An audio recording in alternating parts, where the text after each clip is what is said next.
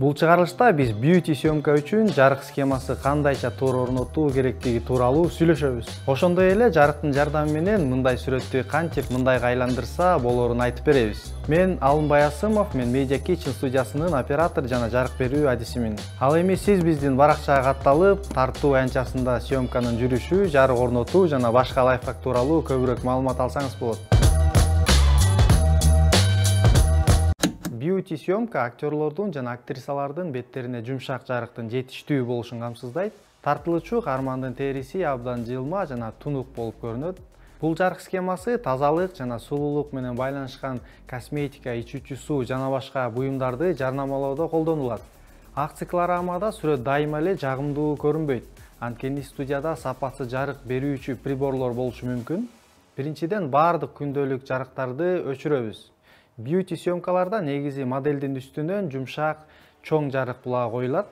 Ошондо биз дароо жарык бетке тегиз түшүп, беттин контуру жумшак көлөкөлөр менен баса белгиленип, сүрөт жагымдуу болуп калганын байкайбыз. Ошол эле учурда ээктин алдында, каштын астында кара көлөкөлөр калганын байкадык. Биз аларды толтурушубуз керек. Бул үчүн бизге кадимки эле чагылдыргычты колдонобуз. Циклораманын фону алпакай көрүнүү үчүн биз ага 2 LED лампасын багыттайбыз. Фондон чагылып, контурдук жарык катары да иштеп, моделдин ийиндерине же колдоруна түшүшү мүмкүн. Болгон ашыкча нурларды жабуу үчүн кара желектерди илсек болот.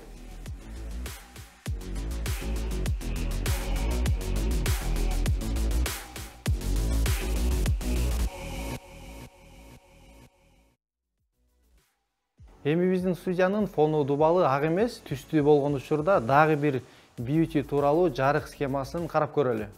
Ал үчүн биз ошол эле кадамдарды кайталайбыз жана моделибиздин аркасындагы түстүү фон бир өңчөй жана кызыксыз болуп калбаш үчүн кичине айлакерлик кылсак болот. Чакан жарык булагын моделдин артына жашырып, аны так биздин фонубуздун борборуна багыттайбыз.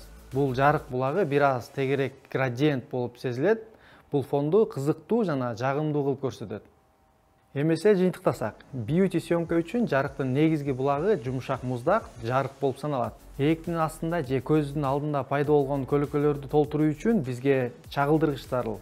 Карышы жарык булагы аркадагы дубалды бөлүп көрсөтүүгө багытталган түзүлүштөр болушу мүмкүн. Ошондой эле биздин моделдин колдоруна жана ийиндерине керексиз жарыктын киришин чектөө үчүн кара желектерди орнотобуз.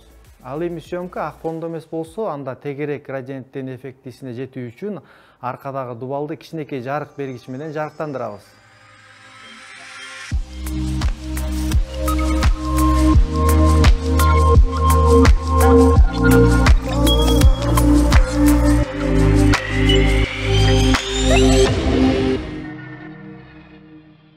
Эгерде бул видео пайдалуу болсо, кийинки чыгарылыштарды өткөрүп жибербөө үчүн лайк басып, биздин баракчага катталыңыз.